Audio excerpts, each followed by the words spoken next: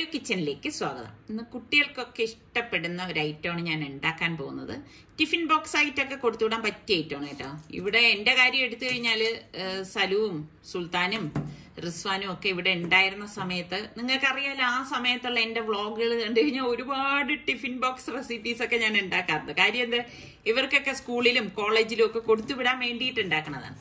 ആ ഒരു കാലഘട്ടം കഴിഞ്ഞ് നമ്മുടെ റിസ്വാൻ ഹോസ്റ്റലിലായി, സുൽത്താൻ ബാംഗ്ലൂരിലായി, സൽമാൻ ദുബൈയിലായി. അപ്പൊ എനിക്ക് ടിഫിൻ ബോക്സ് ഉണ്ടാക്കേണ്ടതായിട്ടുള്ള ആ ഒരു ഘട്ടം ഇല്ലാതെ വന്ന ഒരവസ്ഥ ഉണ്ടായിട്ടുണ്ട്. അതും സ്ഥിരമായിട്ട് നമ്മളുടെ വീഡിയോ കാണുന്നവർക്ക് അറിയാം. പിന്നെ ഇപ്പോ മോൾക്ക് വേണ്ടിയിട്ടാണ് ഇപ്പൊ ഞാൻ ടിഫിൻ തയ്യാറാക്കുന്നത് കേട്ടോ. അപ്പൊ സത്യം പറഞ്ഞ ഒരാളിന് വേണ്ടിയിട്ട് നമുക്ക് ടിഫിൻ തയ്യാറാക്കുക എന്ന് പറഞ്ഞാൽ എന്നെ സംബന്ധിച്ച് ഭയങ്കര ബുദ്ധിമുട്ടാണ്. കാര്യം എന്താണെന്നറിയാവോ, നമ്മൾ എത്ര കുറച്ചെടുത്താലും ക്വാണ്ടിറ്റി കൂടിപ്പോവും. അതാണ് വേറൊരു വാസ്തവം. അപ്പൊ ഇതിന് ഞാൻ ഇപ്പൊ എന്തായാലും ക്യാപ്സിക്കം, ബീൻസ്, കോളിഫ്ലവർ, ക്യാബേജ് ഇത്രയാണ് എടുത്തിരിക്കുന്നത്. അപ്പൊ അത് നന്നായിട്ടൊന്ന് കഴുകിയെടുക്കാം.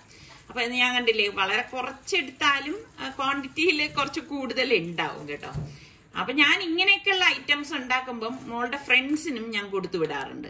അപ്പൊ അതിവിടെ സലുവും സുലുവും റിച്ചും ഒക്കെ ഉള്ളപ്പോഴും അങ്ങനെ തന്നെയാണ് കേട്ടോ. ഞാൻ 2 ടിഫിൻ ബോക്സിൽ കൊടുത്തു വിടുമായിരുന്നു. കാരണം അവരുടെ ഫ്രണ്ട്സിനൊക്കെ വേണ്ടിയിട്ട് ഒരു ടിഫിൻ ബോക്സിൽ എല്ലാ ഫുഡും അല്ല കേട്ടോ, ഇതുപോലെ വെറൈറ്റി ആയിട്ട് ഉണ്ടാക്കണ ഫുഡ് ഉണ്ടാക്കുമ്പോൾ കൊടുത്തു വിടുമായിരുന്നു. അപ്പൊ അവര് കഴിക്കുമ്പം എനിക്കും അതൊരു സന്തോഷം തന്നെയാണ്. അപ്പൊ ആ ക്യാരറ്റ് നമുക്കിതാ ഇതുപോലെ ഞാനിപ്പോ എന്താ നീളത്തിലാണ് അരിഞ്ഞ് കട്ട് ചെയ്തെടുക്കുന്നത്. പല രീതിയിൽ എടുക്കാം കേട്ടോ. നമുക്ക് എന്താണോ നമുക്ക് അനുയോജ്യം എന്ന് തോന്നുന്നത്, അല്ലാതെ ഇങ്ങനെ പറ്റത്തുള്ളൂ, ഇതേ പാടുള്ളൂ, അങ്ങനെയൊന്നുമില്ല. നമ്മളുടെ സൗകര്യം എന്താണോ അതിനനുസരിച്ച് കട്ട് ചെയ്തെടുക്കുക. പിന്നെ ഈ ഒരു ഐറ്റംസ് ഒക്കെ ഉണ്ടാക്കുമ്പം കുറച്ച് നീളത്തിലൊക്കെ കിടക്കുമ്പം ഒരു ഭംഗി തന്നെയാണ്. അപ്പൊ ഇതാ ക്യാപ്സിക്കവും ഇതാ ഇതുപോലെ ഒന്ന് കട്ട് ചെയ്തെടുക്കണം. അപ്പൊ ഈ വെജിറ്റബിൾസ് എല്ലാം ഞാനിവിടെ കട്ട് ചെയ്തെടുത്തിട്ടുണ്ട്. അപ്പം എപ്പോഴും നമ്മള് കുട്ടികള് ഇതുപോലെ വെജിറ്റബിൾസ് ഒക്കെ കഴിക്കാൻ ശ്രദ്ധിക്കണം, പ്രത്യേകിച്ച് പെൺകുട്ടികൾ അല്ലേ. ഞാൻ എപ്പോഴും മോളെടുത്ത് പറയും. അപ്പൊ ദാ ഞാൻ കുറച്ചധികം വെള്ളം തിള വരാറാകുമ്പോഴാണ് ഞാൻ ഉപ്പിട്ട് കൊടുക്കുന്നത്. അതിനുശേഷം ഞാൻ ദാ 1 കപ്പ് പാസ്ത ഇതിലേക്ക് ഇട്ട് കൊടുക്കാണ്. അതിനോടൊപ്പം തന്നെ സ്പഗതി ഞാൻ ദാ ഇതുപോലെ ഒന്ന് മുറിച്ചിട്ട് കൊടുക്കും.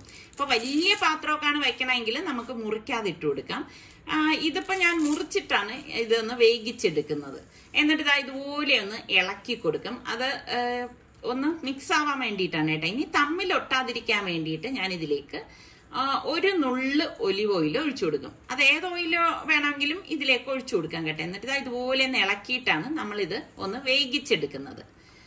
അപ്പൊ ഇതിനോടൊപ്പം തന്നെ ഞാൻ 1/2 ടീസ്പൂൺ മഞ്ഞൾപ്പൊടിയും കൂടി ചേർത്ത് കൊടുക്കുന്നുണ്ട്. എന്തിനെന്നറിയാം, ഒരു കളർ കിട്ടാൻ വേണ്ടിയിട്ട്. അപ്പൊ അതാ ഇതുപോലെ നല്ലവണ്ണം വെന്ത് വരുന്ന ആ ഒരു സമയത്ത് നമുക്ക് ഇത് ഡ്രെയിൻ ചെയ്ത് മാറ്റി വെക്കണം. അപ്പൊ ഇതിന് നമുക്കൊരു സോസ് തയ്യാറാക്കണം. ഒരു ബൗൾ എടുത്തിട്ട് ഞാൻ ഇതിലേക്ക് ഒരു 1/4 കപ്പ് ടൊമാറ്റോ കെച്ചപ്പ് ഒഴിച്ചു കൊടുക്കുകയാണ് ചെയ്യണത്. ടൊമാറ്റോ കെച്ചപ്പ് ഒക്കെ ഒഴിക്കുമ്പോഴാണ് ഇതിനൊരു ടേസ്റ്റ് വരുന്നത് കേട്ടോ. ഇതോടൊപ്പം തന്നെ നമുക്ക് റെഡ് ചില്ലി സോസ് ഞാൻ 2 ടേബിൾ സ്പൂൺ ഒഴിച്ചു കൊടുക്കുന്നുണ്ട്. പിന്നെ നമുക്ക് മാഗിയുടെ ചിക്കൻ ക്യൂബ് ഉണ്ടല്ലോ, അത് ഞാൻ 1 ക്യൂബാണ് ഇതാ എടുത്തിരിക്കുന്നത്. അതും ഇതിലേക്ക് ഇട്ട് കൊടുക്കാം. പിന്നെ വേണ്ടത് പാഴ്സ്ലി ലീഫാണ്. അത് 1 ടേബിൾ സ്പൂണ് നമുക്ക് ഇതിലേക്ക് ചേർത്ത് കൊടുക്കാം. പിന്നെ ഒരു 1/2 ടീസ്പൂണ് മിന്റ് ലീഫ്, പുതിനയില ഉണ്ടെങ്കിൽ അരിഞ്ഞു ചേർത്താലും മതി കേട്ടോ. 2 teaspoon Kashmiri chilli powder, 1 teaspoon കുരുമുളക് പൊടി, 1 ടീസ്പൂണ് ഒലിവ് ഓയിൽ, ഇത്രയും കൂടി ചേർത്തിട്ട് നമുക്കൊന്ന് മിക്സ് ചെയ്തെടുക്കാം. സാധാരണഗതിയിൽ ഇതിൽ മുളക് പൊടിയൊന്നും ആരും ചേർക്കത്തില്ല. ഞാൻ പറഞ്ഞില്ലേ, കുറച്ച് സ്പൈസിയും വ്യത്യസ്തമായിട്ടുള്ള സംഭവമായിട്ടാണ് ഇതിൽ ഇതൊക്കെ ചേർത്തത്. ഒരു പാൻ അടുപ്പത്തേക്ക് വെച്ച ശേഷം നമുക്കിതിലേക്ക് 3 ടേബിൾ സ്പൂണ് ഒലിവ് ഓയിൽ ഒഴിച്ച ശേഷം ഞാൻ ഒരു 5-6 വെളുത്തുള്ളി അല്ലി ഇട്ട് കൊടുക്കണം. വെളുത്തുള്ളി അല്ലി മസ്റ്റായിട്ട് ഇട്ട് കൊടുക്കണം. ഇതോടൊപ്പം തന്നെ പ്രോൺസ് കൊഞ്ചുണ്ടല്ലോ, അത് ഞാനൊരു കൈപ്പിടി എടുത്തിട്ടുണ്ട്. ആ കൊഞ്ചും അതുപോലെ തന്നെ നമ്മുടെ കോളിഫ്ലവറും, പിന്നെ വേണ്ടത് നമുക്ക് ബീൻസ് ആണ്. ഇത് കോളിഫ്ലവറും ബീൻസും കുറച്ച് വേഗമുള്ളതായതുകൊണ്ടാണ് നമ്മൾ ആദ്യം തന്നെ ഇതിലേക്ക് ചേർത്ത് കൊടുക്കുന്നത്. അപ്പൊ ആ ബീൻസ് ഫുള്ളായിട്ട് ഇതുപോലെ ഇട്ട് കൊടുക്കാം. അപ്പൊ വട്ടത്തിൽ അരിഞ്ഞതുകൊണ്ട് പെട്ടെന്ന് നമുക്കിത് റെഡി ആയി കിട്ടും കേട്ടോ. എന്നിട്ട് ഇതാ നമ്മുടെ പ്രോൺസ് ഒരു റെഡ് കളറായി വരുന്നുണ്ട്. അതായത് ആ ചൂട് തട്ടുമ്പോൾ അതിന്റെ കളർ മാറും. അപ്പൊ നമുക്കിതാ നല്ലതുപോലെ അടി ചേർത്ത് ഒന്ന് ഇളക്കി മിക്സ് ചെയ്ത് കൊടുക്കണം. അപ്പം പ്രോൺസ് ഒക്കെ പെട്ടെന്ന് വേകുന്ന ഒരു സംഭവമാണ്. ഇതിലേക്ക് നമുക്ക് 1/2 ടീസ്പൂൺ മഞ്ഞൾപ്പൊടി കൂടി ചേർത്ത് ഒന്ന് മിക്സ് ചെയ്ത് കൊടുക്കാം. പ്രോൺസും കോളിഫ്ലവറും ചേർത്തിരിക്കുന്നതുകൊണ്ടാണ് നമ്മൾ ഇതിലേക്ക് മഞ്ഞൾപ്പൊടി ചേർത്ത് കൊടുത്തിരിക്കുന്നത്. നല്ലതുപോലെ ഒന്ന് ഹൈ ഫ്ലെയിമിൽ വെച്ച് തന്നെയാണ് ഞാൻ ഇളക്കി എടുക്കുന്നത്. അതിനുശേഷം നമുക്ക് ഈ അരിഞ്ഞു വെച്ചിരിക്കുന്ന വെജിറ്റബിൾസ് ഫുള്ള് എല്ലാം ഇതുപോലെ ഇട്ട് കൊടുത്തിട്ട് അടി ചേർത്ത് നല്ലതുപോലെ ഇളക്കി കൊടുക്കണം. ഞാൻ അടി ചേർത്ത് ഇളക്കണം എന്ന് പറയുന്നതിന്റെ കാര്യം എന്ന് പറഞ്ഞാല് അല്ലെങ്കിൽ മീതെ മാത്രം ഇളക്കിയാൽ ശരിയാവത്തില്ല. പിന്നെ ഇതിലേക്ക് നമുക്ക് പാകത്തിനുള്ള ഉപ്പ് ചേർത്തിട്ട് നല്ലതുപോലെ ഒന്ന് ഇളക്കി യോജിപ്പിച്ചെടുക്കണം. നമ്മൾ ചേർക്കുന്ന സോസിൽ ഉപ്പുണ്ട്, അത് അഡ്ജസ്റ്റ് ചെയ്തിടണം. പിന്നെ കഴുകി ഡ്രെയിൻ ചെയ്ത് വെച്ചിരിക്കുന്ന പാസ്തയാണിത്. അപ്പൊ നമ്മൾ ഈ കഴുകി ഡ്രെയിൻ ചെയ്യുമ്പോൾ തന്നെ തണുത്ത വെള്ളം ഉപയോഗിച്ച് കഴുകിയിട്ട് വേണം ഡ്രെയിൻ ചെയ്യാൻ കേട്ടോ, എങ്കിൽ മാത്രമേ അത് ഒട്ടിപ്പിടിക്കാതിരിക്കത്തുള്ളൂ. അതാ നമ്മൾ നല്ലതുപോലെ ഒന്ന് ഇളക്കി എടുത്തിട്ടുണ്ട്. ഇതിലേക്ക് നമുക്ക് ഈ തയ്യാറാക്കി വെച്ചിരിക്കുന്ന സോസിന്റെ കൂട്ട് ഫുള്ളായിട്ട് ഒഴിച്ചു കൊടുക്കാം. അപ്പൊ ഇതിപ്പോ നമ്മള് തിക്കായിട്ടല്ലേ ഇരിക്കുന്ന ഈ ഒരു സോസ്, അപ്പൊ അത് നമ്മൾ കുറച്ചൊന്ന് ലൂസാക്കി എടുക്കും. അപ്പൊ ആദ്യം നമ്മൾ ഇതുപോലെ ഒന്ന് ഫുള്ളായിട്ട് സോസ് ഇതിലേക്ക് ഇട്ട ശേഷം നമുക്കിതൊന്ന് മിക്സ് ചെയ്ത് കൊടുക്കണം. അപ്പൊ എല്ലാ വെജിറ്റബിൾസും ചേർത്തത് നല്ലതുപോലെ ഒന്ന് യോജിപ്പിച്ച് എടുത്ത ശേഷം മാത്രമാണ് നമ്മൾ ഇതിലേക്ക് വെള്ളം ചേർക്കുന്നത്. അല്ലെങ്കിൽ എന്താന്ന് വെച്ചാല് ഇത് വല്ലാതെ അങ്ങ് കട്ടിയായിട്ടിരിക്കും. അപ്പൊ അങ്ങനെ വരാതിരിക്കാൻ വേണ്ടി ഏകദേശം 1 കപ്പ് തിളച്ച വെള്ളം ഇതുപോലെ ഒന്ന് ഒഴിച്ചു കൊടുക്കും കേട്ടോ. ഒഴിച്ചു കൊടുത്തിട്ട് എല്ലാം ചേർത്തിട്ട് ഒന്ന് ലൂസാക്കി എടുക്കും. അപ്പൊ ഇതിപ്പം ഈ സോസ് ഒന്ന് ബോയിൽ ആവണം, അതുവരെ നമുക്ക് ഇതൊന്ന് ഹൈ ഫ്ലെയിമിൽ വെച്ച് തന്നെയാണ് ഇളക്കി എടുക്കുന്നത് കേട്ടോ. അപ്പം നല്ല പ്രോൺസ് ഒക്കെ ചേർത്തോണ്ട് തന്നെ നല്ല മണം വരുന്നുണ്ട്. എന്നിട്ട് തിള വരുന്ന സമയത്ത് നമ്മൾ ഈ ഡ്രെയിൻ ചെയ്ത് വെച്ചിരിക്കുന്ന പാസ്ത ഉണ്ടല്ലോ, സ്പാഗതി, അത് ഇതിലേക്ക് ഇട്ടിട്ട് എല്ലാം ചേർത്തൊന്ന് മിക്സ് ചെയ്ത് കൊടുക്കാം. ശരിക്കും പറഞ്ഞു കഴിഞ്ഞാൽ പെട്ടെന്ന് ഉണ്ടാക്കിയെടുക്കാൻ പറ്റുന്ന ഒരു ഐറ്റം തന്നെയാണ്.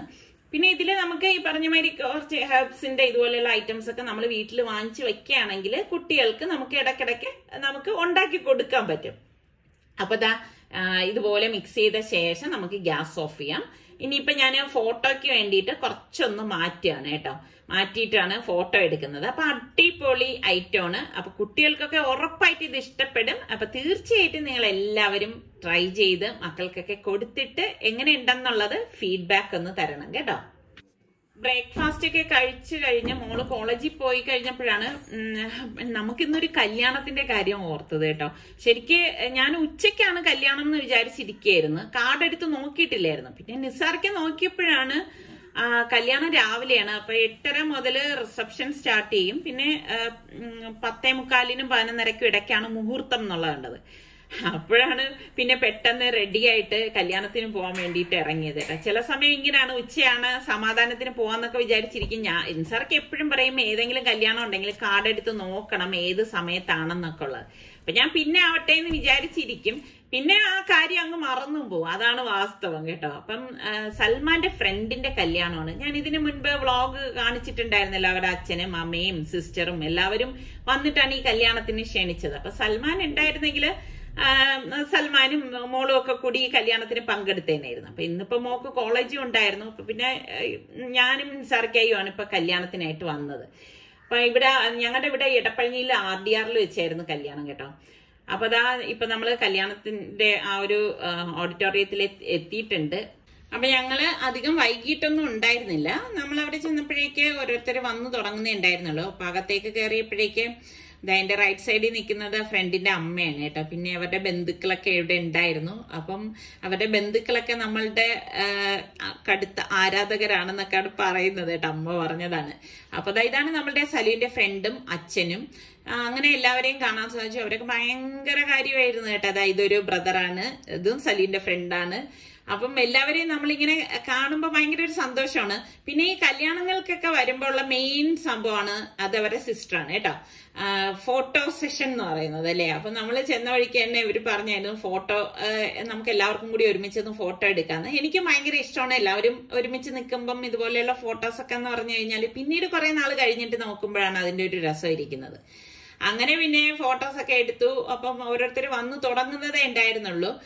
അപ്പൊ ഇത് കാണുമ്പോ പലർക്കും തോന്നും എന്താ കല്യാണത്തിന് സാരി ഉടുക്കാത്തത്, എന്തിനാ ഇങ്ങനത്തെ ഡ്രസ്സൊക്കെ ചെയ്യുന്നതെന്ന്. എന്റെ അടുത്ത് പലരും ഇതിനു മുൻപ് ഞാൻ കല്യാണങ്ങൾക്കൊക്കെ വരുമ്പോ ചോദിച്ചിട്ടുള്ളത് കൊണ്ടാണ് ഞാൻ പറയുന്നത് കേട്ടോ.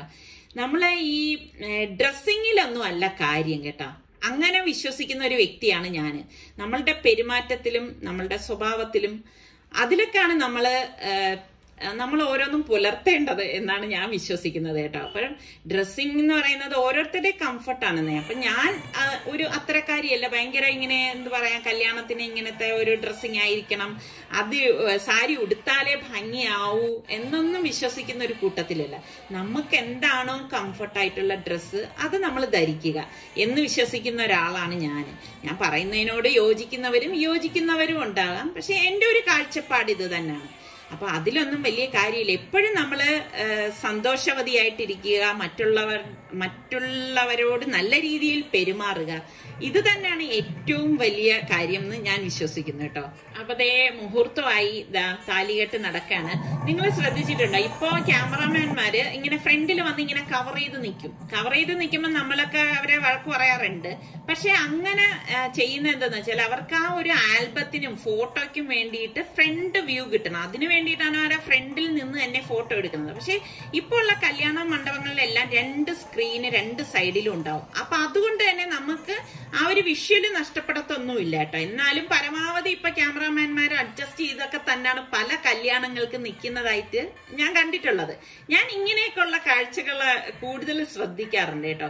പിന്നെ അതിൽ നിന്ന് മനസ്സിലാക്കുന്നതാണ് ഈ പറഞ്ഞ മാതിരി ഒരു ആൽബം വരുമ്പോ ചെരിഞ്ഞു നിന്നുള്ള ഫോട്ടോ എടുക്കുന്നതിനേക്കാളും എന്തുകൊണ്ട് നല്ലതല്ലേ നേരിട്ടുള്ള ഫോട്ടോസ് ഒക്കെ കിട്ടുന്നത്. അപ്പൊ അത് കല്യാണം കഴിഞ്ഞ് കഴിയുമ്പോൾ അടുത്ത സംഭവം എന്താണ്, സദ്യ തന്നെയാണ്. എനിക്ക് ഏറ്റവും ഇഷ്ടമുള്ള അടുത്ത ഐറ്റം എന്ന് പറയുന്നത് ഇത് തന്നെയാണ് കേട്ടോ. ഞാൻ എപ്പോഴും പറയത്തില്ലേ, എനിക്ക് ബിരിയാണിയെക്കാളൊക്കെ ഏറെ ഇഷ്ടം, ബിരിയാണി എനിക്ക് അങ്ങനെ വലിയ താല്പര്യമുള്ള കൂട്ടത്തിലൊന്നുമല്ല, സദ്യയായിരുന്നു. അപ്പൊ നല്ല ചൂട് ചോറും ആ ചോറിൽ ചൂട് കറിയൊക്കെ ഒഴിച്ചുള്ള സദ്യ എന്ന് വെച്ചാൽ അടിപൊളിയായിരുന്നു കേട്ടോ. നല്ല സദ്യയായിരുന്നു. പിന്നെ ബോളിയും പായസവും 3 കൂട്ടം പായസമൊക്കെ ഉണ്ടായിരുന്നു. സൂപ്പർ നല്ല ടേസ്റ്റി സദ്യ തന്നെയായിരുന്നു. പിന്നെ ഭക്ഷണം കഴിച്ചൊക്കെ വന്ന ശേഷം നമ്മളുടെ സുഹൃത്തുക്കളെയൊക്കെ കാണാന്. അപ്പൊ കുറച്ചു നേരം അവരൊക്കെ ആയിട്ട് സംസാരിച്ചിരുന്നു. അപ്പൊ ഞാൻ എപ്പോഴും ഇതുപോലെ കല്യാണങ്ങൾക്ക് ഞങ്ങൾ വന്നു കഴിഞ്ഞാൽ ഭക്ഷണം കഴിച്ച ശേഷമേ വധുവും വരനും ആയിട്ടൊക്കെയുള്ള ഫോട്ടോ സെഷന് വേണ്ടി നിൽക്കത്തുള്ളൂ കേട്ടോ. കാരണം എന്താ വെച്ചാല് അപ്പോഴേക്ക് കുറച്ചൊന്ന് റഷ് കുറഞ്ഞിരിക്കും. മറ്റേത് എല്ലാവരും ഇവർക്കൊപ്പം നിന്ന് ഫോട്ടോ എടുക്കാൻ നിൽക്കുമ്പോൾ വല്ലാതെ ഒരു ക്രൗഡ് ആയിരിക്കും എല്ലാവരും. അപ്പൊ അവരൊക്കെ ആയിട്ട് നിന്ന് ഫോട്ടോ എടുത്തു. ഫോട്ടോയൊക്കെ കഴിഞ്ഞ ശേഷം ഞാൻ അവരെ വീട്ടിലേക്ക് ക്ഷണിച്ചു. ഞാൻ പറഞ്ഞു എല്ലാവരും, അച്ഛനും അമ്മയും സിസ്റ്ററും ഈ പുതുമണവാട്ടി എല്ലാവരും കൂടി വീട്ടിലേക്ക് വരണമെന്ന്. ഞാനിങ്ങനെ ഓരോ കല്യാണത്തിന് പോകുമ്പോഴും എല്ലാവരെയും ക്ഷണിക്കാറുണ്ട് കേട്ടോ വീട്ടിലേക്ക്. അപ്പൊ ആത്മാർത്ഥമായിട്ട് തന്നെയാണ് ക്ഷണിക്കുന്നത്. ഇതിപ്പോ അവരുടെ ബന്ധുവാണ്. അപ്പം അവരെ ഒന്ന് പരിചയപ്പെടുത്തി തരാണ്. ഭയങ്കര സന്തോഷം തോന്നി കേട്ടോ. കാരണം നമ്മളവിടെ എത്തിയപ്പോഴേ തന്നെ നല്ല സ്വീകരണമായിരുന്നു ആ ഫ്രണ്ട്സും അച്ഛനും അമ്മയും ഒക്കെ നമുക്ക് തന്നത്. അപ്പൊ അതൊക്കെ കല്യാണം കഴിഞ്ഞ ശേഷം നമ്മൾ ഇനിയിപ്പോ തിരിച്ച് വീട്ടിലേക്ക് പോവാണ്. ശരിക്കും സദ്യയൊക്കെ നമ്മൾ കഴിച്ചു കഴിയുമ്പോഴേക്കും നമുക്ക് നല്ലൊരു മയക്കം വരും അല്ലേ? അങ്ങനെ നിങ്ങൾക്കൊക്കെ ഫീൽ ചെയ്യാറുണ്ടോ?